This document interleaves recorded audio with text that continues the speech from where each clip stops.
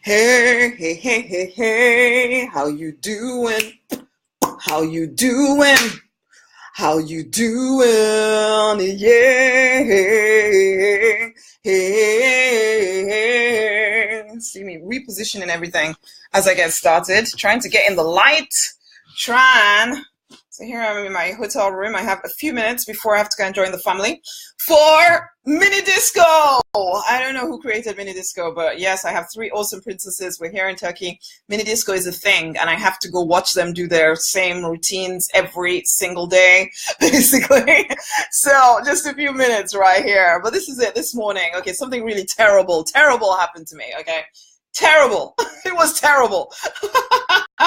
Hello, Kyan. How you doing? Mini disco. Yes, I have to go watch mini disco. I don't have to join in. I have to watch it though. So, but this is it. Something terrible happened to me this morning. I was sitting out there on the balcony. And I was, because I wake up really early, as hopefully you all know, but I wake up really early, and being awake makes no difference to any of that. So I wake up really early, I do my journaling, all of that kind of stuff. Oh no, those hearts aren't happy about something terrible. Dance lady. Okay, I'll tell you my terrible story. So I was out there on the balcony, and yeah, the time passed by. I did all the work that I was doing, journaled, all of that stuff, and then I and my husband, I hadn't quite finished everything I wanted to get done in the morning, and my daughters wanted to go down to breakfast, and so they came to harangue us, as they do first thing in the morning. And the husband decides he's going to go down, so he comes into the thing. He opens the balcony, he says, "Are you coming with us?" I'm like, "Give me 15 minutes, I'll be there, but I just need to finish what I'm doing, or else the whole day kind of goes to pot if I'm not organized. I like to be, I like to get certain things done first thing in the morning before I actually start the day." So guess what happens? He locks me in there. He locks me on the balcony. He locks me on the balcony, and I can laugh about it now, but guess what? Guess what? And I feel almost embarrassed, and actually some of the stuff I'm going to share is even more embarrassing. But but then I got really upset, okay? Because I come in, I kind of, because what I'm doing at the moment, actually, if you all don't know, is that my album came out. So every single day, I'm taking one of the songs and I'm listening to it. I'm kind of getting a feeling for what God is saying about it, or, what Papa is saying, writing that down, as well as writing some other thoughts and the words of the song, and I'm putting it all together and sending it out to everybody that's bought the album. Now, if you don't have the album, you need to get the album, basically. No, I didn't bungee jump. I know, Simon, seriously, it was horrible. It was terrible, terrible, terrible. But anyway, for all of y'all that don't have my album yet, you need to go get it.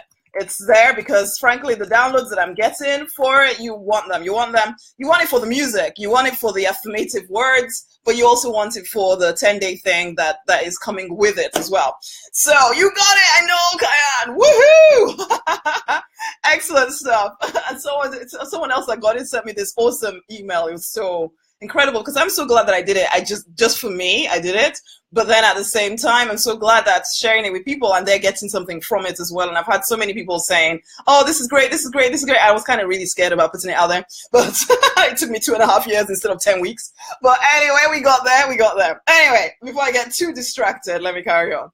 So yes, I was trapped out there. I got really upset, okay? I started crying, thinking, what the heck is this? How long am I going to be out here? I have no idea. How am I supposed to get back in? Oh my gosh, how could he do that to me? He's left me outside. So yes, all of that was going on, basically, and I laugh about it now, but it was absolutely terrible this morning. When I realized what had happened and I didn't know when he was going to come back, I knew he'd be thinking that I'm just still working, and so maybe I don't need him, and so he might not come back and check, and I'm thinking, oh my God, I could literally be out there all day, ultimately. At least that's the way my brain was going at this point, okay? And in the middle of all of this, because I am who I am, I kind of catch myself, and I'm like, Rosemary, you're kind of going off on some random spiral here, basically, and maybe you need to just pull yourself back. So I'd pull myself back for a while. I'd pull myself back and I'd realize, okay, you're getting a little bit crazy. Come on now. So then I'd do some journaling because I had my journal out there anyway. I had my computer out there. I started thinking about the next program I was going to do, but then every so often it'd be like, oh my God, he left me out here. I laugh. It wasn't funny. It wasn't funny this morning. And all the time I'm just kind of looking. I'm going through this. That's somewhere in my brain. There's something saying there's a slight overreaction going on here, Rosemary. There's a slight overreaction going on here. And as I'm journaling stuff out, because I do this, writing down who I feel I'm speaking to every day, all of that kind of stuff, it almost feels like, yeah, there's just a little whisper at the back of my head that says, Rosemary, you have your computer, you're still on the internet, you can just call the reception and get them to open the door for you, right? So, so at this point, I'm like, oh yeah, I could have done that ages ago. But no, I sat there feeling sorry for myself. So anyway, I did call down. I did manage to get on Skype, which, yeah, I could have done from the first minute, but I didn't. And I did get on Skype. I got someone to come and rescue me. I heard my daughters knocking on the door, but of course couldn't get to the door. They just thought I don't know what they thought I was doing. But then someone came in and rescued me, and that was that. And that was kind of that. But it wasn't that, okay? Because then I came out. I then go and have some breakfast, but all the while I can't seem to stop crying. And I'm thinking, what on earth is going on here? This is more than just being left on what's it called? And my mind is going to, oh yes, I thought we were in this together, and somehow he's just left me here, and oh my gosh, and oh my gosh, and oh my gosh. And it's like, why are you making such a drama? I mean, I'm not saying it was a great thing. He felt really bad when he found out about it. But then at the same time, I also recognized that this was more. There was something else going on here. So I remember walking. So after I'd had my breakfast, so that generally cheered me up anyway, because I hadn't had any coffee. That wasn't helpful, No coffee, no breakfast. I was hungry and I don't know what, and needing coffee. So all in all, that wasn't great, okay? But I noticed that there was still more. There was just something triggering me here. And I was asking as I was crying my eyes out and feeling sorry for myself, I was also saying, Spirit, what is it? What is it? Why am I reacting in this way? Why can't I seem to get a hold of my emotions right now? And as I was walking to meet up with the family, I'm kind of just open to seeing what bubbles up inside of me. And what was coming up, and this even feels kind of crazy as well, because again, I am a practical, logical kind of person, and I don't always like going personally, I spend a lot of time looking at myself, looking at my inner world, but it's not something that I talk about all the time, except with very trusted people. So some of the things that were coming up as I was walking to meet them was between the ages of 0 and 6, living with foster mother, that sense of abandonment. After that, other things coming up was that my father had a car accident. We were all in the car. I got chucked out of the car. And I remember thinking, oh my God, they're leaving me. And turning around, I think I was about 7 or something. And I realized that actually that it'd been a very serious car accident, and the car was actually a lot shorter than I was at 7 years old. And no, they weren't leaving me. They were completely stuck in the car. But there was that immediate sense of they're leaving me. And I still remember it to this day, feeling like, don't leave me, I've fallen out. Oh, you're still here.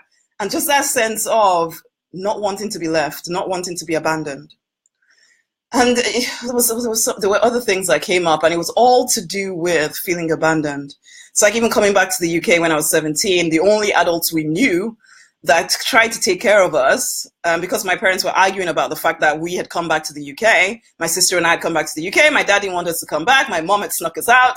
And so there was all this argument going on. And so the only adults that knew us, they got caught up in the middle of this argument, and then they came up to us and said, we don't want to see you anymore because we want you to go back home because your dad wants you back. So we're hoping that if we don't see you anymore, then you'll go home. And that's again, really, really feeling abandoned. And all of these memories coming up. And I'm thinking, oh, for goodness sake, I thought I was over all of this stuff. And yet all of these things just kind of just appearing in my mind, like things that I hadn't really thought about. And it was like, oh my gosh, all of this abandonment issues just coming back. It's like, okay, I need to take a moment here. So I went to sit with the family for a second. I realized I really couldn't get myself under control, and I didn't want to be sitting there feeling all sad and crying in public, because that's not what I do. And so I was like, you know what, I'm going back to my room right now. So I came back to the room, really cried my eyes out, and started just really allowing myself to be healed. I'm not saying it's all done. I'm not saying, just because I saw it and just because, I'm talking about it right now, that everything is fine. No, that's not what I'm saying. But I am saying that the healing begins because I'm open to it. And I suppose I'm sharing this with you because where do you see yourself overreacting? Where do you see yourself overreacting? If you're anything like me on a, I don't know, depending on when you catch me, I may not want to pay attention to this stuff. I would have just kind of really taken it out on Simon and ignored the fact that I was overreacting and that, yeah, it was a mistake. Okay, yes, it wasn't a great mistake, but it was a mistake. But I would have just really landed him and tried to forget about how I was feeling. I remember a coach of mine once saying, Rosemary, you can't take anyone any deeper than you're willing to go. And as I said, this is, and I know for a lot of us here, the more soppy stuff, it's like, I'm talking about my childhood stuff, it's like, it shouldn't affect anything. But the truth is it does. We do get triggered sometimes in ways that are way beyond what the actual event in front of us warrants. And it's our responsibility, if we choose to live a fulfilled life, to live according to our calling, to live free, then we have to look at this stuff when it comes up and ask the question, be willing to ask the questions, why am I reacting in this manner? And is there something that needs to be released, something that needs to be healed, something that I need to be free from? And so I had to ask that question. I had to do some journaling around it, really sit down with Papa and just work some of this stuff out. It's still going on. I'm not done. I know I'm not done, but I know that I'm just, sometimes awareness starts the process. And so I exhort you in this few seconds before I go off to mini disco to take a look at where you may be being triggered, okay? Where it's something, yeah, where you're overreacting to stuff. And where, you know, Spirit, the divine, may be trying to get your attention, because the only way for you to fully live in the calling on your life is for you to be free and clear of certain things. I'm not saying we're going to be perfect before you get to live in your calling, but I'm saying that when things come up, you need to deal with them. There's a reason they're coming up. Sometimes people go through the same cycles over and over and over and over again because they're not willing to look at, why is this continually happening to me? They just see it as it's that person's fault and it's the other person's fault. And if that person didn't do it, then and if the banks didn't do this, and if this and this and that, it's because I'm black or something, you know. And that's just like, no. If something keeps happening to you, maybe it's trying to get your attention. Maybe the universe is trying to bring healing to you, but you have to be willing. You have to be willing to come on the journey as well, okay? And so, yeah, that's my triggering episode today. And yeah, it was kind of, it was slightly terrible. He did buy me chocolate, okay, so he kind of got forgiven basically. But then also for me, it was eye-opening to realize that some things still need some work, okay? Because yeah, you can try to ignore them, but they will come back to bite you. So you may as well handle them when they show up, because then you're free. You're free to get the life that you desire, okay? You're free. And ultimately, freedom is what we all want. We want to be free to live out the call on our life. We want to be free to enjoy our life, not torn apart by the past, by our past experiences that don't show up so blatantly. They just kind of come through the events happening to you right now. You keep attracting in the same kind of events over and over again because you need to be healed. There's a part of you, an open wound that you've tried to gloss over, but there is no glossing over some stuff. You actually have to handle it. Okay, I'm going to leave now or else my daughters will never forgive me. So I just really wanted to share that with you guys, okay? And let's see. Yeah, I'd love to give you guys my book, which I'm giving away at the moment, which is Pray, Affirm, Receive. I did a workshop on this, I don't know when it was, but I held back the book because it didn't feel right, but it feels so right now. Basically, it feels so right to give it out. So it's a free gift to you guys. It will help you to start to get clear, stay clear, and take action to get the life that you desire. So I think you should all go get it. Okay, it's rosemarynoninight.com/free gift. So go get it. And if you haven't got the album, you absolutely must. Okay, get the album. Okay, Kyan says, this takes me back to the time my ex left cardboard over the motor and my car went up in flames. And I was standing in the dark roadside 10 on a Friday night pre-cell phone. Oh my gosh, it all worked out, but I realized his response was not Simon's. No chocolate or apology. Thank you for sharing. Oh, thank you, honey. Thanks for sharing as well. And yeah, I'm really sorry that things didn't quite work out. Okay, me and Simon still had to have something because he had his own reaction to this as well, because he felt he felt as if he'd let me down. So that caused him to have a bit of a reaction. But in the end, he did just apologize and give me chocolate. So, so all was well. So I don't want to make it sound like we're always perfect, because we're not. But you know, we I think we're both open to recognizing where we need healing. Let's put it that way. Okay, better go. Guys, it's time to fight for and to deliberately design the life you're born to live. Check for those triggers so that you can get released from any kind of emotional craziness.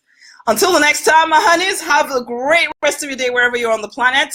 Share, tag somebody into this. Tag somebody into this. Kyan, please share this into the YDF live group. I still can't share in groups, so that would be really helpful for me. Okay? I can't share it anywhere. So into any groups anywhere. I can share that without feeling pain. Sai had chocolate. Cool. I'm glad that you managed to share that. Yeah, that you kind of got past the stuff. So that's cool. Okay then, my honeys. Again, much love. Until the next time, have a great rest of your day. Mini disco, here I come.